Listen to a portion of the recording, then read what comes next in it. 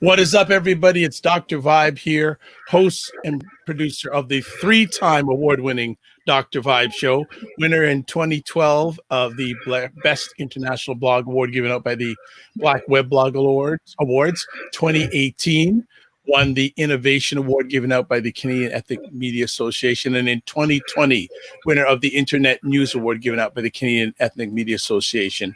Also, once a month, I host conversations for fathers and dads that are co-sponsored by Dad Central and Dove Men Care. As always, I'd like to say you're blessed, highly favored, a magnet for miracles, and a solution for someone's problem.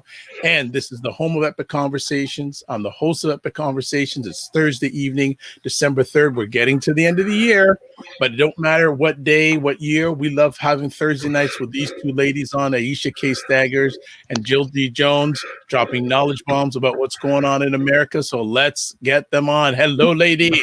Hi there. Hello. Hi. How are you? Great. Good. Ready for some fun? Oh yeah. Always. I'm ready. Always. I'm ready to talk about it. You know, I've just been observing, and now we get a chance to speak on it, which is great. Yes, very, very good. And we've got to hail up Jill Jones, because before we went live a few days ago, I always keep a track of what they're saying on Twitter, and I went on Jill's Twitter page and I saw this banner. I'm going, Prince, Grammy Awards. I'm going, okay, what's going on? So Jill, talk to us about that. What's that all about? So apparently Prince has been nominated. His 1999 album has been nominated for a Grammy for. It's in the Best Historic Album category or something like that. So it was kind of a really nice tribute, kind of a nice surprise, you know, because I think they're just spanning different decades of artists and putting it up there. So, yeah, I was very involved in that album, the making of that album. So I'm quite proud of that. Give us one memory from that, recording that epic music piece. Lady Cab Driver. Classics. That song. It was just such a great time. It just felt like you could do anything. The vibe was great. The synchronicity of life was just working for, I think, absolutely everybody involved. So if you've ever been in that place in your life and all of your friends around you, everything is kind of just flowing steadily. It's quite a rush. You know you're on the precipice of something great, but you don't know what that is. And it was great. He was a leader. He spearheaded the way on that. So yeah. So people don't feel bad if Aisha's just staying quiet. Both of them are very connected with each other, and they're very connected to Prince. So you see Aisha just nodding her head because she says absolutely, absolutely, absolutely. So that may be the most enlightening conversation subject we have all night with what we've got to chat about tonight. Well, maybe more fun, you know. There you go. You know what I'm saying? Well, let's get it on. Let's make it happen. So first conversation topic, what else is there to talk about?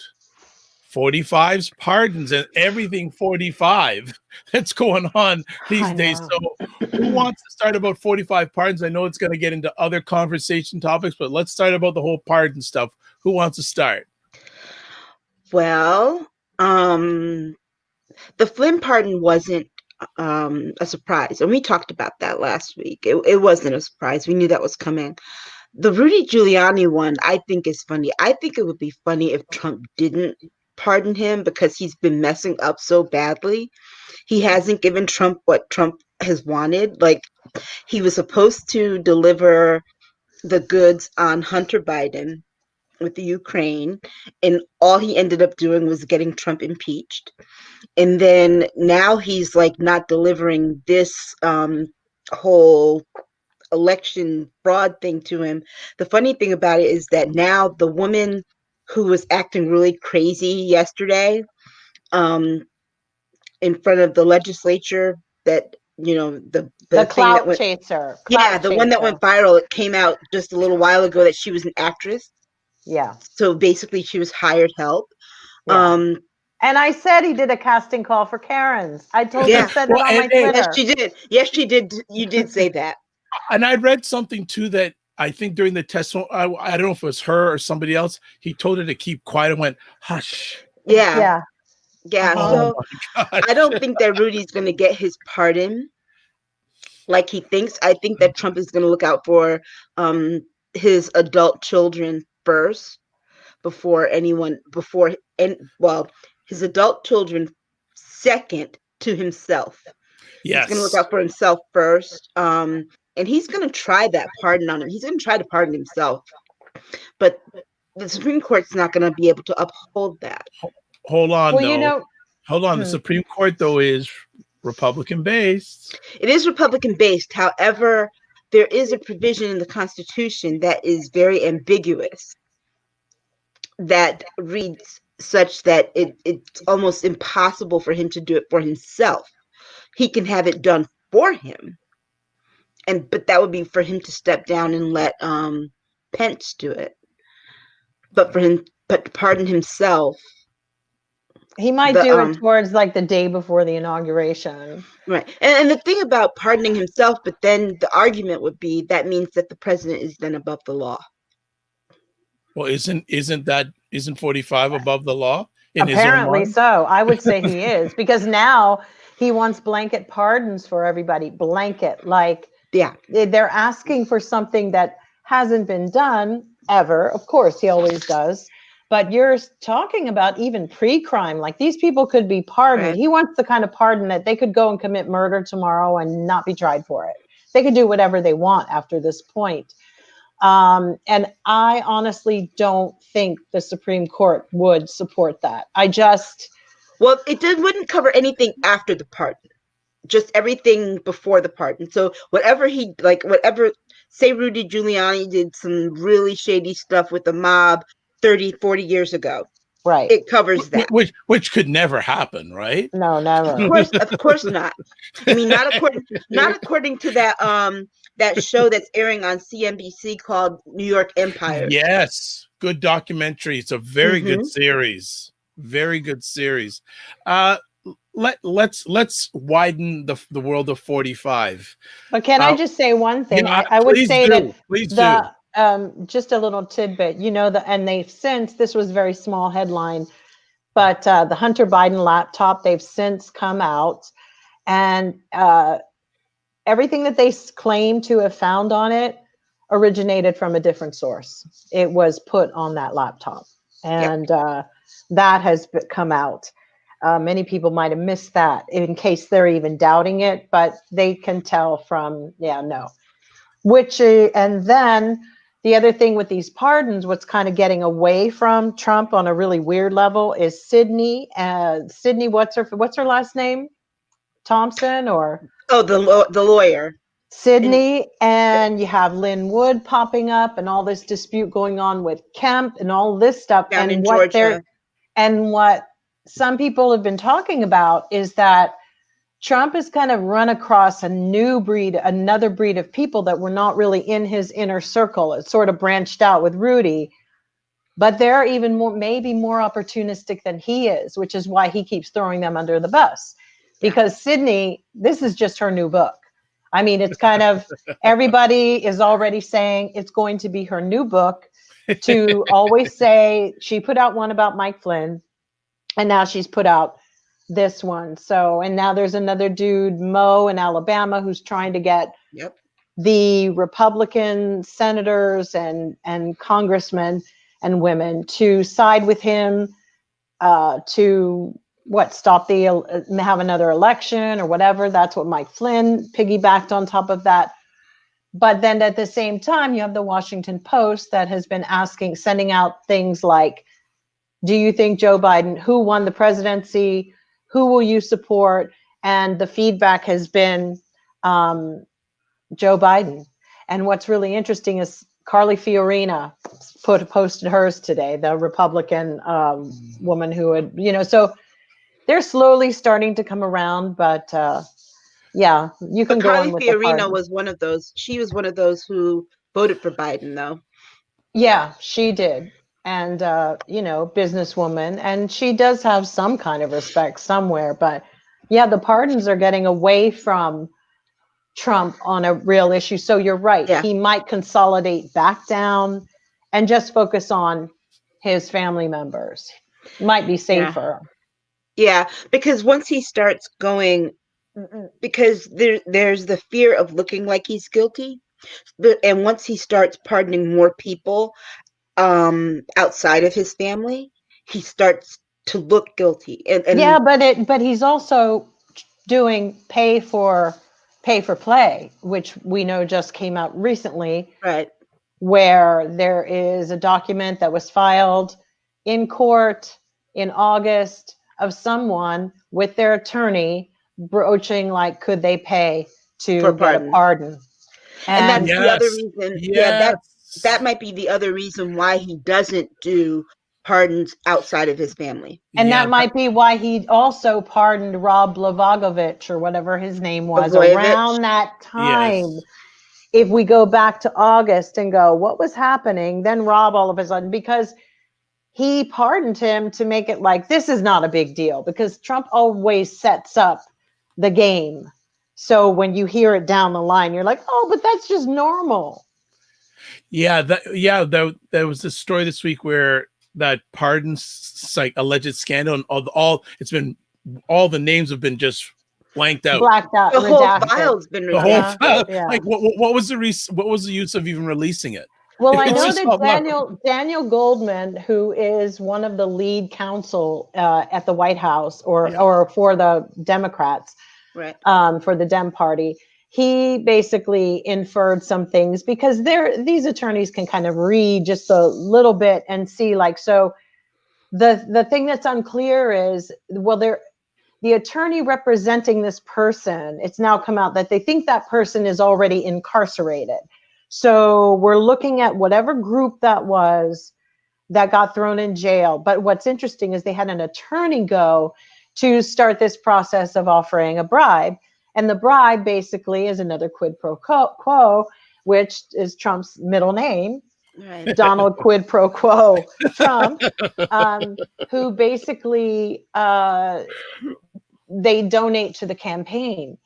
Yes. So that's the way that it's being laundered. So if he already knows those ways to skirt, you can only imagine what he really needs to pardon his children for, because he's trained them like little freaking Jack Russells, to hunt things down and to be exactly like him.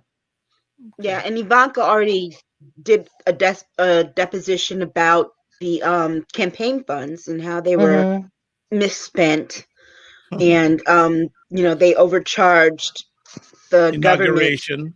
Yes. They overcharged the government Yeah. to host an inaugural event at a Trump property. Always. So I think that when it comes to the pardons, he's going to really stick to family, and I think what's going to happen is that the pardons are going to get away from him, because he is on this campaign of hurt right now, where he's so stuck in his hurt feelings because he can't believe he lost. Because, like I said last week, I believe this man did cheat. And he still is trying to figure out how the hell did I lose? Aisha, what are you talking about? 45 cheats? Well, I think that when we get to talking about that 45-minute diatribe, let's talk about it now. Yeah. I think that he told us exactly how he cheated in it. He went into some details. He went into some serious details about how this could possibly have happened. It's true. And that's what he does. But he always snitches on himself. Mm-hmm.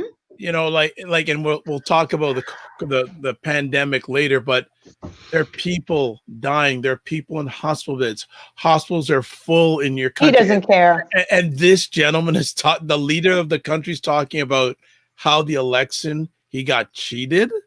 Wow. He doesn't care. And then he's also upset when we talk about the pandemic, how England is doing their stuff before anybody really. I mean, it's so interesting because Ivanka and her husband are clearly under some weird impression. I hope they got the message, because some friends of mine in New York contacted me and they're going to send me the pictures. There's pictures all over with them. I've seen them. Don't I've come seen back. them. Don't come. Yes, They're like, really, they are the pariah. I mean, they may find some real messed up criminal types who still want to be in the fray of high society. Yes. And people who will use them because they'll know that they need to buy their way back in. There will be some people who want to make some money off of them, but they'll always have people laughing at them behind their backs, always. And you know, it's something that their own children will have to live down, because some of the old money people who didn't like Trump to begin with, this is not their cup of tea. So, and you know who's waiting for him. You know who's waiting for him. The silent assassin, right? The silent assassin, right? Yes. How's the relationship between Bill Barr and 45 these days? Well, that's funny, because Trump today would not answer the question, but you can tell when the reporter asked him, how's how are things between you and Bill Barr? He's like, I'll let you know in a couple of weeks. It was like, basically, like, he has a couple of weeks to decide whether or not he's going to fire Bill Barr. You've got 5 weeks. Okay, that's all you have left. I guess he's really bought into this thing that he's really gonna be reelected somehow. But he's like, I'll let you know in a few weeks. It's obvious. It is obvious. But what I've heard is that when Bill Barr was called in to the office, that Trump really let him have it. Yeah, I would imagine so. But here's the other thing. Bill Barr doesn't want to lose his license. I mean, something wasn't convincing enough. And also, this really would have been a huge lie. I don't know what he would have done. Even this was something that went beyond. Even after he lied on the Mueller investigation, all of it, either way, Bill Barr is done. Like, his reputation is done. But he must have solidified the only job he can find, and at this point, at this moment, and is trying to rectify and just get the hell out of that, because offers aren't going to be coming in. I would have loved to have been a fly in the wall in the White House Oval Office with Barr and 45's conversation. That would have been very interesting conversation. Yeah, Barr was willing to lie. I don't think Barr is willing to go to jail for Trump. You know what I mean? He's willing to lie for him, but not willing to go to jail for him. Well, also, when you start to see everything kind of unraveling there and how unsteady it is,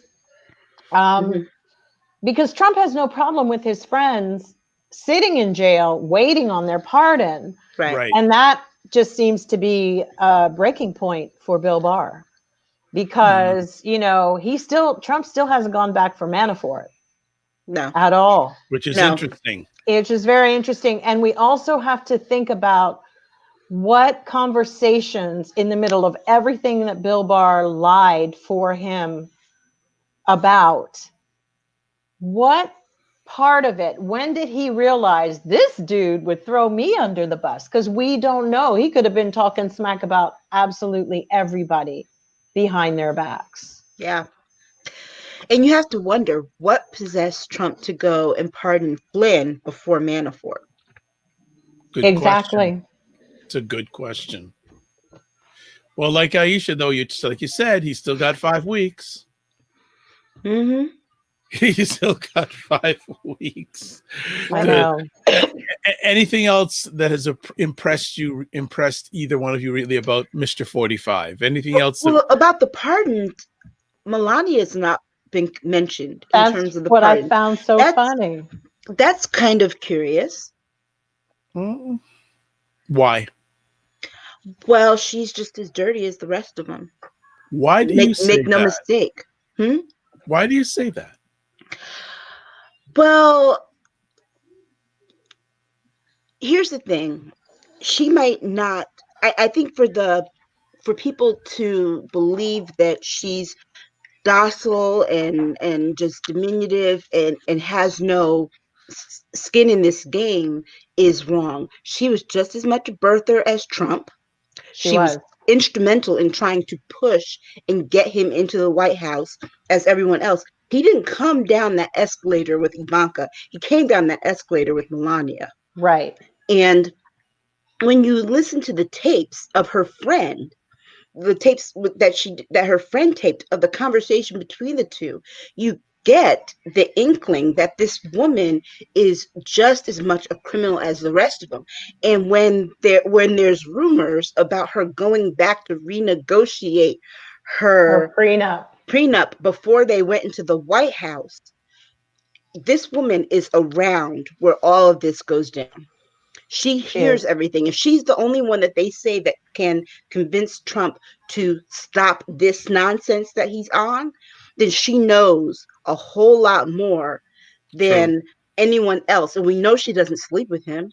We know she doesn't even live at the White House. So And we clearly, know that she doesn't care that he sleeps with other people. right. I So mean, it's clearly, probably an open relationship. exactly. So clearly, she's around when the business stuff is going down Hmm. because she's looking out for two people, herself and Barron.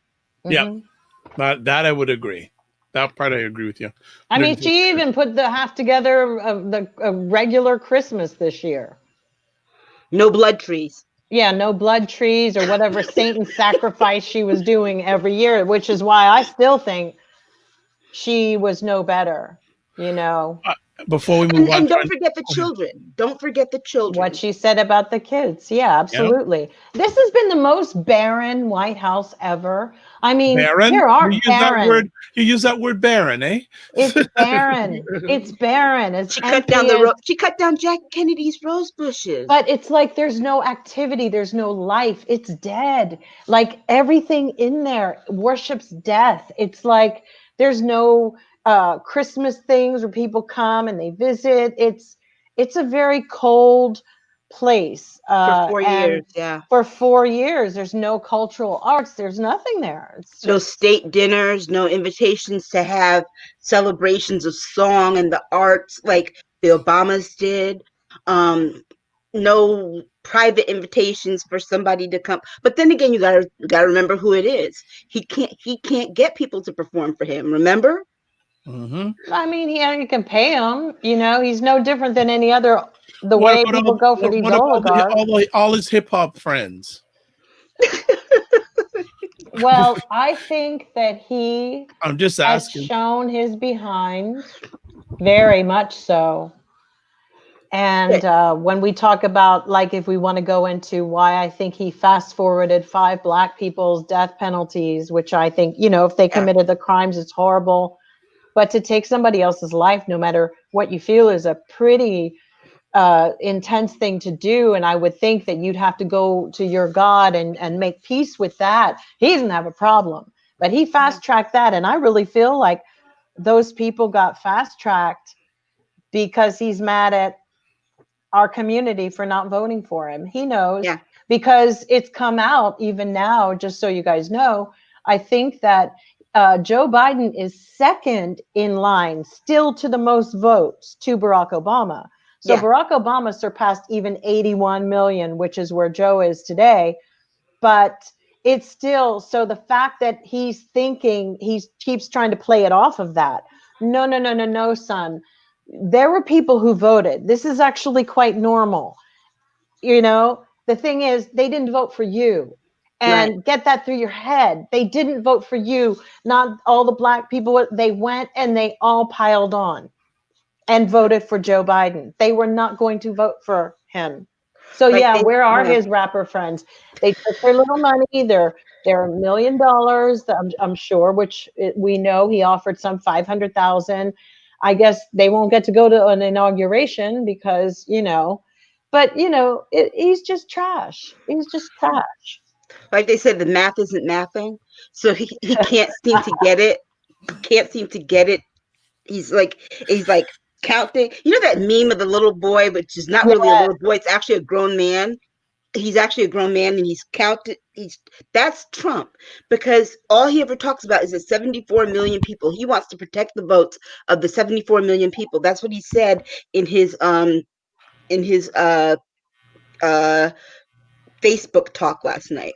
I mean, Barack Obama had 74 close million to people. 100 million voting for But yes, him. but And forget it's inconceivable. The same group of people, we all got up and voted for Joe Biden. That is not a difficult math problem. right, We don't like you. But Trump doesn't think that people who don't like him exist. That's true. That's He the thing. sure did find out, didn't he? And He so, like did. I said, I think as petty as he likes to be, that he will either go make another human sacrifice by having all these people fast tracked into death row by firing squad and electrocution, and poisonous gas was another one. Yeah. He's a mercilessly cruel person. I think that taking someone's life has got to be the most serious thing you could do. I heard Gavin Newsom speak about it once, and it is something that a person has to be actually comfortable with. And we also know that some of the cases that were there are some questions about how the trials were conducted. Not all of them, but some, yes. Let's just address the real issues, that we have some seriously mental health issues in this country that are abhorrent. I mean, we tend to deal with just the top layer. And Trump loves to expose the top layer of anything. He's not a deep thinker. He's really not. No, not at all. But and on top of like his whole time in office, he's just been snorkeling and making a big deal out of whatever he finds on the top of the surface. But on top any deeper, just snorkeling. But on top of all this, is still begging for a job that he's not doing. This is the part that gets me. He's you want to prove that you want the job. You want to prove that you want the job. You already abandoned it. He did. He did. And now he's upset because England has moved forward with their COVID vaccine. Well, we'll get to that. We'll get to that. Now, before we move off of your friend 45, this is going to be our new semi-regular question here. I'm just putting up on the screen. You can't run from jail. So for those people who are unable to watch us and just listening to this, I just put up on the screen, will 45 run in 2024? Because there are now news reports that 45 is going to announce his candidacy for 2024, either the day before or the day of Joe Biden's inauguration. I think white women will keep him in the black for a bit. He will get all of their money to help pay for his legal fees. Which he's doing with all these protests against the election. That's just which he probably won't even pay all of these attorneys, because here's the interesting thing. He's used so many different attorneys from there's only so many firms you can use. And let's really be honest here. How he got away with some of the things in bankruptcy were because other attorneys were conflicted out here, there, whatever. It's like he does this and he pisses on all of them, so that you're like, okay, wait a minute, what are we going to do? And the Justice Department needs to sort this out. But unfortunately, it will penalize other people. It's interesting you mentioned that, Joe, because again, I was listening to another report. I was listening to NPR, and apparently there was a game plan to contest this election, and there were top line lawyers ready to do that. But 45 called in Mr. Black Juice. And basically the message was to Giuliani, go knock some tables over. Well, he did. So all the top lawyers that were interested in helping out, they backed off. Yep. And now what he's left with is this shit show that just plays out on TV like a Saturday Night Live skit every day. Yeah. So he started letting Rudy flex, and this just, if he can't even manage this, then what the hell has he been doing for 4 years? Absolutely nothing. All right. He won't run in 45, not only because you can't from jail, but all those civil suits, he won't have the money to. Okay. Well, Real Dango says, ha, staggers with daggers. You can't run from jail. Ha. Staggers. I'm going to have to make sure now to put that staggers That's a drop for good one. daggers. I Yeah. like that. You're on point, real one. You're on point. Let's move on to our next conversation topic. So let's go to the other party, the one that's coming into power. And let's ask this question. Are the progressive left going to sabotage the Biden-Harris administration? It's possible. I think it's a very distinct possibility. And the reason I say that is because they're not even inaugurated yet. They're not even in office yet. And then yet you have some opposition coming in already. Already with the mouth, already getting the attention and the news attention before we even get the Senate, control of the Senate. And the thing is, you have to wait and see, because we don't know what normal looks like. These new people coming in don't really know what a normal government looks like from the inside. They And don't. And we said that before. They don't. They came in total disarray, right? Right. They came in total disarray. And The unfortunately, coffee table was there. The kitchen was over there. Exactly. Like And sandwiches in the toilet. It was all wrong. And there was really no time for people to pick up and mentor them through the way that that was a possibility in the past, because everybody's hair was on fire. Right. And so I think you have a lot of people coming in talking and raising a ruckus, like, we're going to come in and we're going to push through and we're going to do this and do this. That's not really the way change is made.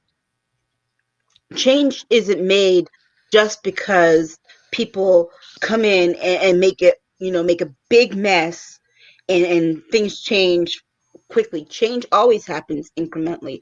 If you look at the time between the bus boycott in 1955 and then the passage of the Voting Rights Act, that was a 10-year period. Okay, that was 10 years between the time that happened. So change is incremental. So is the progressive left going to sabotage the Biden-Harris administration if they don't slow their roll? Yeah. I mean, if they don't sit back in the cut and say, you know what, let's wait and at least see what happens on day one. He said what he's going to do in his first 100 days. Let's see what he does in that first 100 days. If he doesn't make his first 100-day promises, then we need to hold his feet to the fire and say, look, you said you were going to do this in this first 100 days and you haven't. That's when you start holding people accountable. You can't hold him accountable. But if we don't deliver Georgia for him, then we can't hold him accountable for 100 days. Exactly. And that's just, so everybody kiss your dreams goodbye, kiss everything you thought, what you knew to be real, because if Republicans control the Senate, then we have a big problem. Let's not forget also that these girls, and they don't want to take the responsibility for their failures. And I love the squad. Do I think they're the main focus in the House of Representatives? They shouldn't be, because there's some other really capable people who should be getting more press, in my opinion. I mean, let's see. Like Lauren Underwood. Like there's Cindy Axne, who is in Iowa, who is in a really vulnerable position if we don't take care of her before 2022.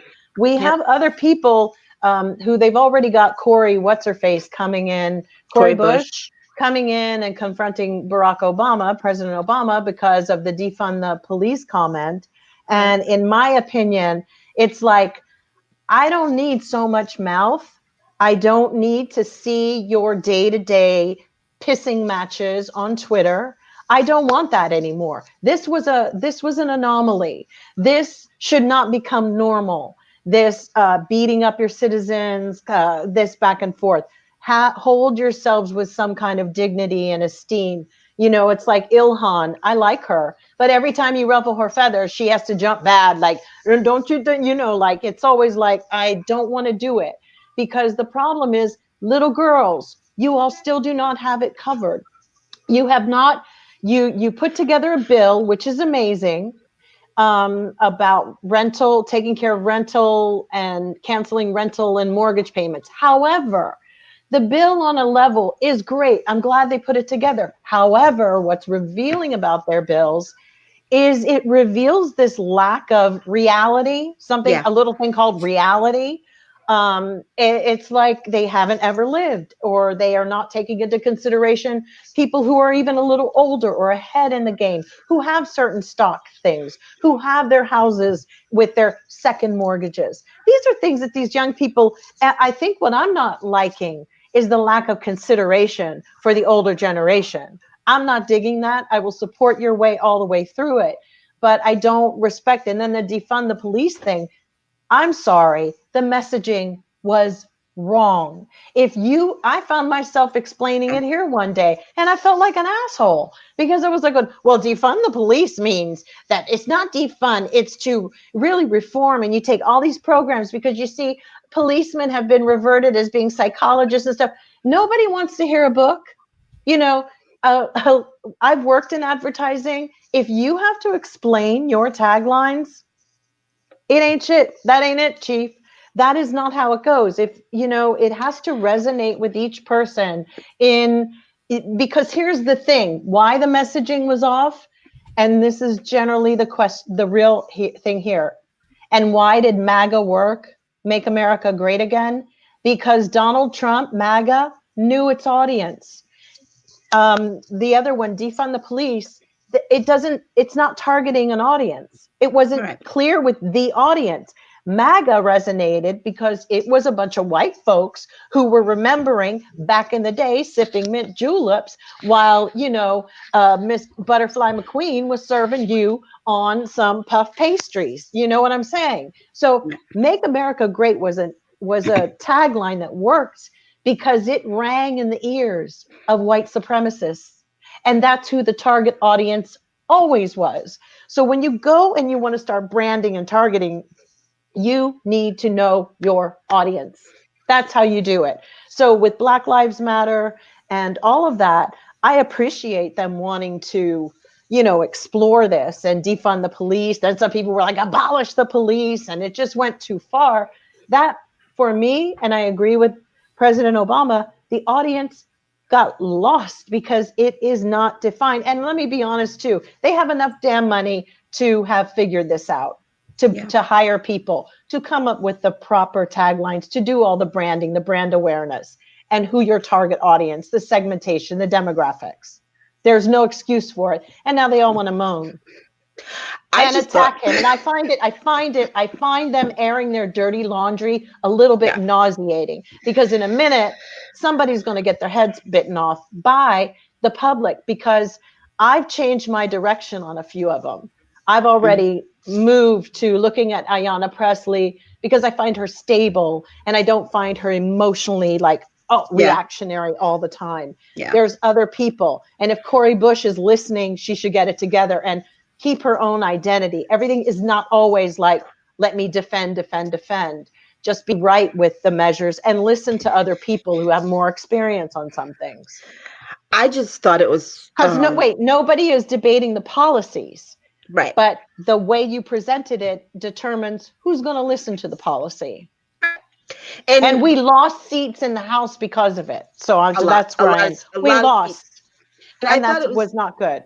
I just thought it was rich that Cori Bush confronted Barack, yes we can, Obama, about messaging.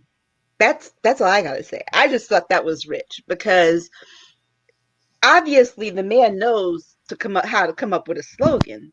Well, he said something in his interview that he thought "Yes, we can" was corny, but Michelle told him, you know, you should listen to this because it was the messaging. And let's not forget, Sammy Davis Jr. wrote a book called "Yes, I Can," and I read that book. And I'll tell you something: those are really, words are so incredibly powerful, but I do not want to see my elected leaders anymore showing their asses online like this. I've kind of had enough of it. And I also want you to do your job. And I don't want everything to be played out in a public forum, because you loose lips sink ships.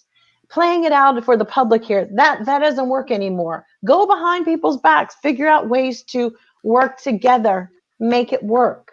Because now they're selling $58 t-shirts about eating the rich or doing something to them. I don't know. Yeah, Pay and taxes. and I find that funny too, because here she's selling these $58 t-shirts, and then people are saying, well, what about legislation? Why aren't you doing legislation? And she says, well, we have a bill on the table right now for this.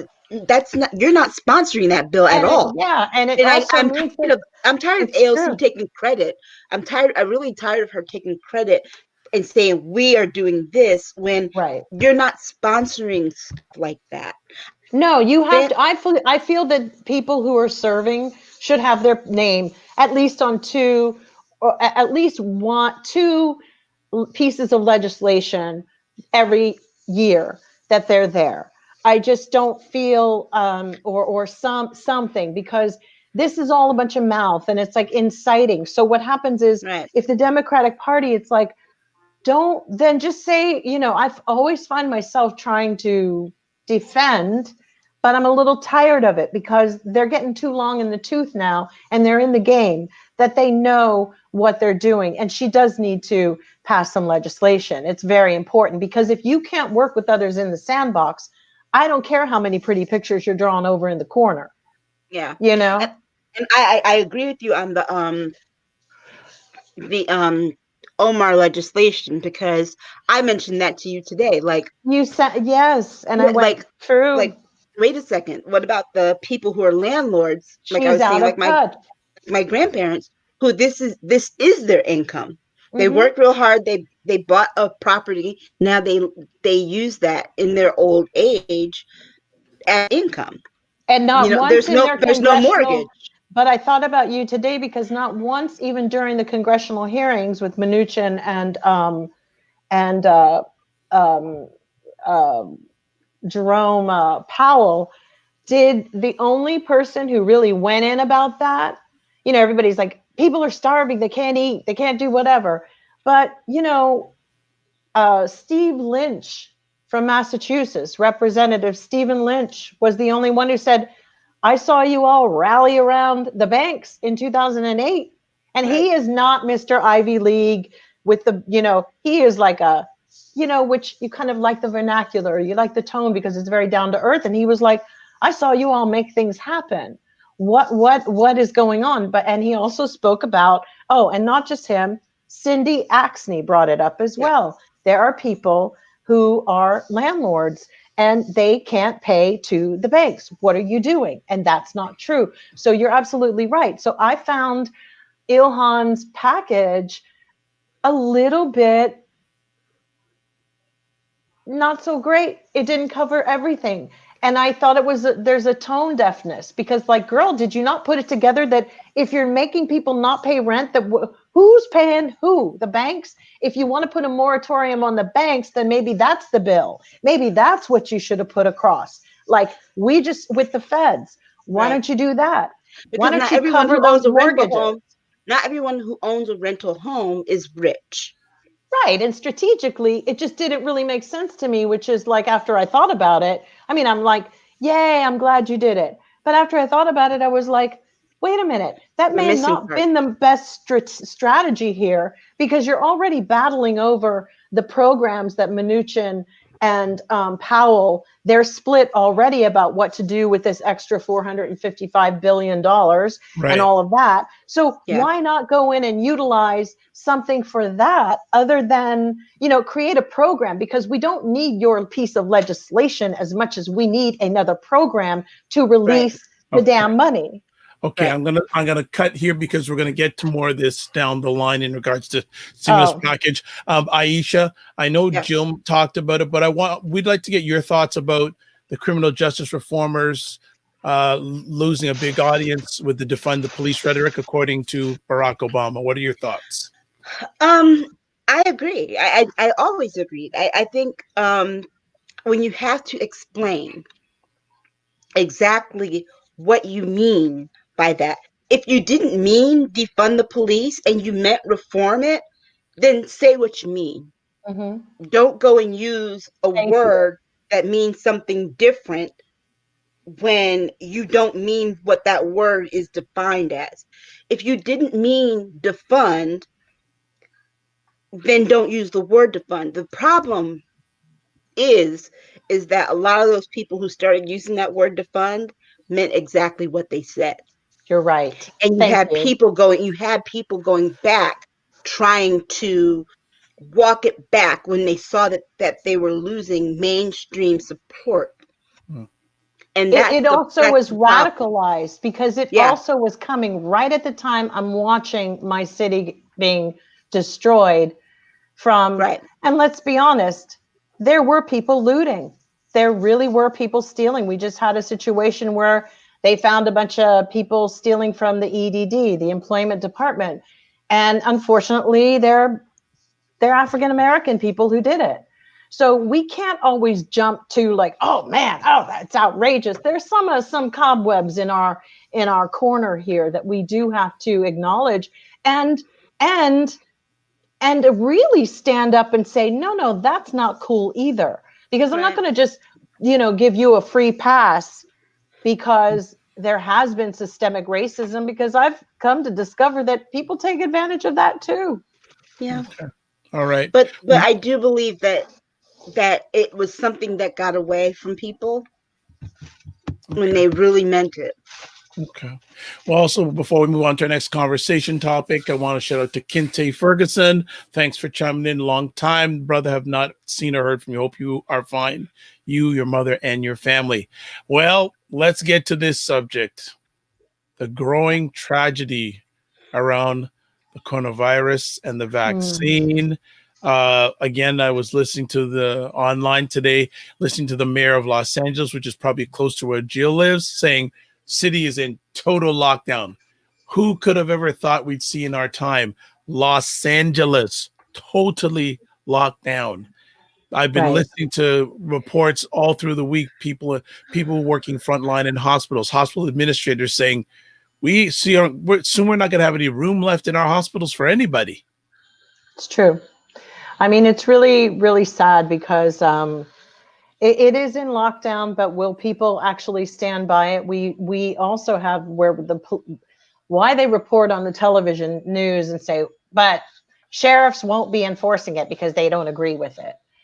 Um, for me, that's where the media sucks. It's like, do you even have to report that? Just if I'm driving outside for a long ass time and I don't have a mask on, nobody stops me and I'm walking everywhere, I'll kind of figure it out myself. But you don't have to advertise it. And that's a little bit of like a disappointing thing. We have people who, unfortunately, with some of these parties that are going on with the Airbnbs and stuff, I truly believe that people are throwing these parties to raise money for their rent and their mortgages. Oh, Um, what about Mr. Pompeo's parties coming up? Yep, 900. 900 people. Now, he ain't doing it to raise no rent. He's just trying to, I guess it's going to be a Caligula party for them. Does he know 900 people? It's going to be, burn the house down, Their kids party. going to it though. Come on now. That's okay. They're going to sacrifice them. Oh Lord. I don't know. We don't know. It's just such a bizarre thing to do, and I think that child services should be called. If you subject your children to something like that, I think that's crazy.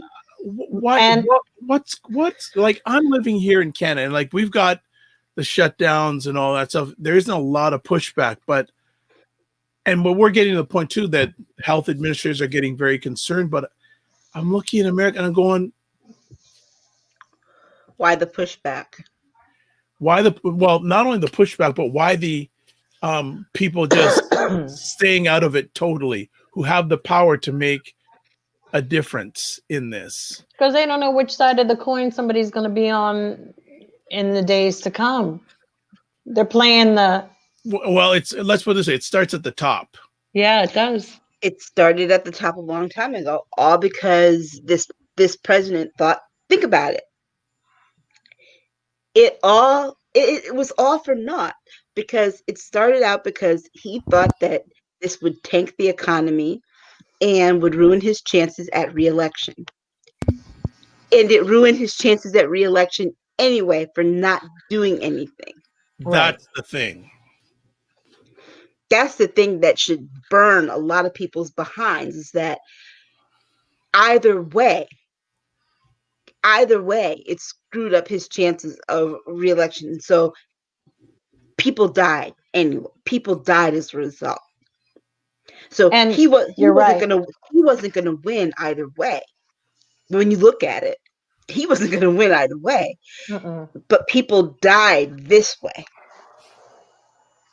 But also, he's been experiencing how leadership, global leadership, we know that they used to clown him anyway, but now it's like they've like switched off the TV and they've gone on about their business, and they're rolling out their plans.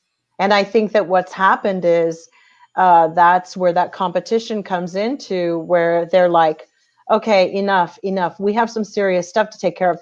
And it really means the economy, they're looking forward.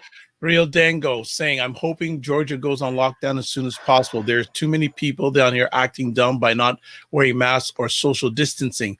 I had to act a guy to go back to his car before approaching me in my driveway.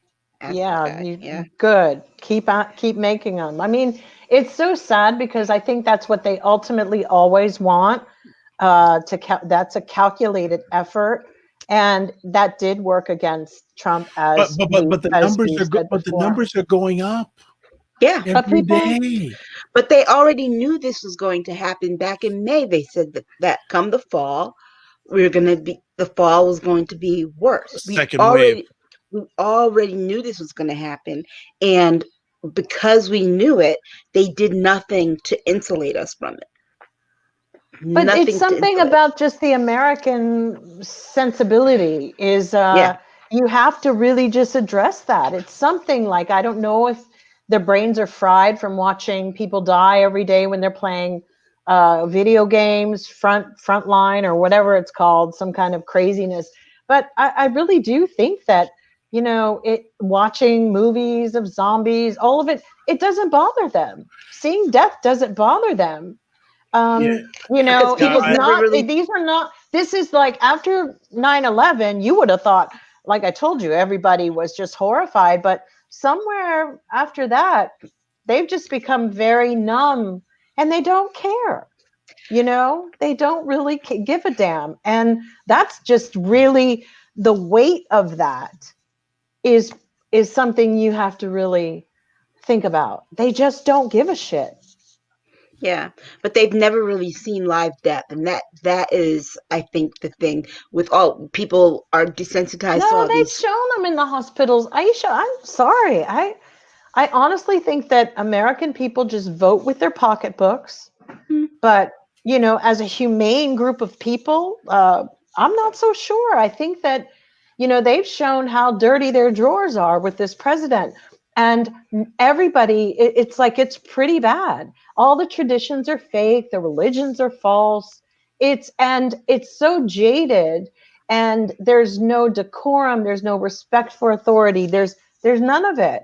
Everybody is, Kevin Hart has a really great special out at the moment. And he made a joke about being famous and how when he was young, he wanted to be famous and do this job. And he said, social media, you fucked me. He goes, now everybody is doing it. And, there's some crazy people, like really crazy people. And the accessibility is like closer than 6 people removed. It's not even, and the amount of fame and clout chasing you get. I mean, all these people who were testifying at all these hearings this week, Arizona, Michigan, whatever. If you really look at the clout chasing, the sycophantic, celebrity that comes with it. So they're all over Parler, and they're a celebrity for however long it becomes their claim to fame, 52,000 followers. It's a sickness. It is something that this, I will continue to say, this needs to be regulated. But if we keep it, the social media needs to be regulated. But we also know that Trump wants to get rid of the NDAA part so that he could probably sue their asses. So we know that it can be done, but it has rotted people's brains. It's rotted them. Here in America, particularly. I don't know what it is. I'm sorry to blab on so much, but I really do feel I wouldn't let, if I had a pet flea, I don't know if I would let somebody like babysit them here in America. Okay. Jill is on But fire. Go the ahead. thing though about, I think the thing with the virus though, that Oh, that is the other thing that really is is getting really getting to people is that we is this disconnect, is that we know that Biden's going to do something, but we have these weeks to wait out, and in these weeks we get to see more tragedy because Trump is just not going to do anything. but we also have the misinformation campaign still running. I found a few Yeah. people in some of my threads talking about, well, England has it where Pfizer has an indemnification clause so that, if it was so safe, why would they give that to Pfizer? Well, what a lot of people don't realize about pharma, since I worked in pharma, there is a thing here about vaccines that America has, and it's called the Vaccine Injury Compensation Program. And the government actually pays the compensation should something go wrong. And I think between 2013 and 2017, the average payment to people was like $430,000. I think there were $239 million worth of case settlements. But what for this virus, which I believe probably all the governments, is a little different because you're looking at, it's called the Countermeasures Injury Compensation Program. So with countermeasures, it's because they've requested it. It's there for epidemics, pandemics, and I'm sure, but you see, it is set up that way so that qualified pandemic or epidemic products that have to be used because of security or safety or for whatever reasons. But getting that across to the masses, it's like the media will write just a little bit of this explanation. And I know people have these stories, but it's kind of like saying, you don't even know what's going on with vaccines in your own damn country. Now, I'm pretty sure because of a pandemic being, something that every single government in the world was like, please, we need this. They definitely have the countermeasures injury program set up, and they probably all are going to have to deal with that because it's not that it's completely mandated to take, but it's definitely something that would be in your best interest to do. We have so many people who don't believe in vaccines, who are still pushing that autism is from vaccines. I don't know, and everything else, but finding the right, we don't seem to respect experts in their field anymore. We're very mistrustful. And I attribute a lot of that to our media and Hollywood and all of it, because who knew that people's minds were like sieves here? Who knew? Real Dango is saying until some people's friends or family members die from COVID-19, that they'll start realizing that COVID-19 is real and should be taken seriously. But that's not even true. A lot Because of Trump people. a friend of mine was telling me his grandfather, his friend came into town, didn't believe in it. He came into town for a funeral, his own grandfather's funeral, and he was like, your grandfather died from it, and you don't believe? He goes, oh, it's a hoax, it's not real. He goes, he died of COPD anyway. So it's like they go with the comorbidities.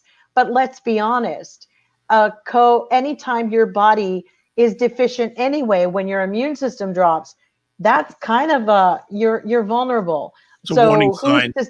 So who's to say if the apple came, if the egg, is it the egg or the chicken, which came first? The chicken, the egg, yep. Right. So everybody's using just the comorbidity, I can't even say it properly, as just an excuse, but pneumonia comes from what? I mean, it's like if you're sitting out in the freaking snow in Minnesota and it's subs, or in Canada, and you can't get in your house and you get, frostbite and your toe falls off. What are you going to say? Well, that toe wasn't really very good anyway. It was a wonky ass toe. So, I don't know what the thinking is. We're trying to save lives here, not just sort of throw them on the wood pile and just go, she had lupus anyway. I mean, that's just callous. I think the funniest thing about the vaccine, it's not funny, but it's comical in that Trump is upset because the three of the presidents said that they would take the vaccine on television. Yes. And he thinks that they're trying to plot against him, to take credit away from him, from his vaccine. They should. He did nothing. I know I had a friend the other day who goes, well, he did sort of get it together. And I was like, no, he didn't. I was like screaming on my phone at her. I was like, no, he did not. He gets nothing. He's Johnny come lately at the party. You can set up everything. And then he takes credit for the damn party. Hell no. This, the interesting thing, which I would just wanted to say about COVID, is that they do know that one of the side effects that's kind of disturbing, but one of the real realities here is, there may be people who will suffer side effects, and there might even be people who die. I mean, let's be honest. There's a whole group of people. They've done the best that they can. HPV had a group of people who died with the vaccine out. You never know how anyone's going to respond. Right. However, people are going to learn a lot when it comes to then they'll be outraged about how you choose who lives, who dies. But that's what they've been doing this whole time. The reality is that this virus, they've detected, they don't know how long it lasts in the body, because look, it's not even a year old. The other thing which is interesting to note is that some of the side effects that are staying with the long haulers is that it totally keeps the body in a suspended state where it thinks that it's still fighting the illness, and it's out of the body. So it's almost like it does something to your autoimmune system. So, I think it's great that our presidents are going to go and do this on television, but there'll be a whole group of people that say, those aren't real shots. That's water. It's not real. Oh my gosh. Well, let's move on to our last conversation piece, which is somewhat related to what the ladies were just talking about, the status of a stimulus package and the congressional hearings being held about it. So all of a sudden now, the Senate is thinking about passing a legislation because they don't want to be looked at doing nothing and the end of the year comes up, because I think a lot of people's benefits are run out at the end of the year, and 31st. Yeah, there'll be fire if nothing is passed. Well, that's because 6 days later there's a Senate election, and they want to maintain control of the Senate. Mm-hmm. That's all it is. Okay, so if we look at the history of this, the Democrats came up with a big, huge package. 45 said yes, then no, and then wanted to scale it back. Then the two parties went their own separate ways. The elections happened. Now it's back to negotiation. But I hear the most powerful man in America, Mitch McConnell, you don't really know if he's going to support it or not. He tried to, not have them go on break today. This is what they fought today in Congress, was the fact that he wanted to break. So he has no intention of signing anything or pushing for anything. His intention today, our actual congressmen and women and everyone fought in the Senate. They fought today about him not going on, calling the session over until the beginning of the year. So let me ask, say nothing's resolved. What effect will that have on Georgia? If nothing is resolved, Warnock and Ossoff, that's it. They're in. They are in. And also, you're right, Trump is supposed to go down there when? Tomorrow or this weekend? I'll have to. I'll see when I believe it, because I just think Georgia's so. The disturbing thing about Georgia is it was a huge turnout for sure, but it really wasn't enough either. There are still people who are unregistered. Yeah. People Voter in the suppression. African American community, though, the younger people, I just don't know where their heads are. They really.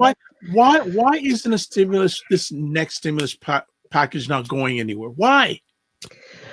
Well, Because of the $455 billion. You have to remember when they did the first stimulus, Steve Mnuchin had this, and the Republicans have been really praising him for what he did. He got full total control over that money, like the distribution of it, Steve Mnuchin. So when it went to the feds, like he got this kind of control that they say that he lied at the hearing and said he had to return what was not spent of it back to it's the ESQ, I guess, the general the fund. General fund. Yeah. But we have a really big problem here because we're talking about the feds only funded 25 billion, isn't it? It's really, but there's 455. They're claiming that there's really only 174 that's untouched. But if they capture this other 300, that brings it to like 455. But the problem is all this little mathism, as Aisha said, is that he said he was required by law to have the feds move the 455 billion and if it in the unspent emergency pandemic. But basically, if he does that, it affects the Biden administration coming in because they can't touch it.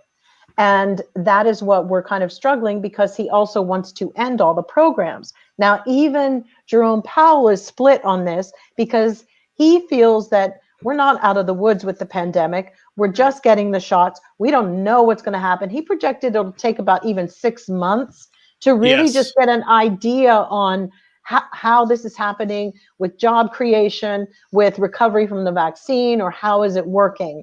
And it doesn't make sense to take this pot and to put it back into the general. So, and I think that's a fair thing to say, but this is really a very unusual thing for those two to be like this. But Mnuchin is a liar, and he even sat up there and said, if I wanted to be political, I could have done X, Y, and Z, but everyone was saying in the CARES package, it said you don't have to return, you would return by the end of 2026 any of the unspent funds. But my whole point is, how the hell are you going to keep messing people around who have lost their homes and their mortgages and holding back? Where was this money? I mean, they're so hell-bent. It's kind of shameful that it was only $25 billion. It's shameful. And all anybody got was, monies from, and Trump withholding monies from the states with all of this. It was too much.